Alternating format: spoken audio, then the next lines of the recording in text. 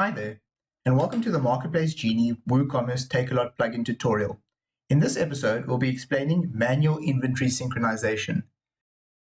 That means you'll be able to change your inventory amounts in WooCommerce at any point and synchronize it to the Takealot reseller portal.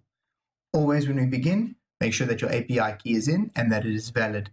The synchronization will not work if the API server is down. We can head over to the Synchronisation tab.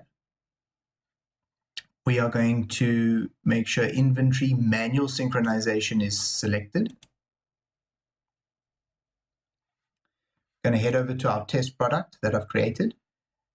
Always make sure that the SKU matches the SKU that you have got in the reseller portal. That is the primary key that will link the two products on the update. Okay, so as we can see, the inventory in the system is 9 and in WooCommerce is 9. Now we want to change this so we get some stock in, then increase it to 15 or 18.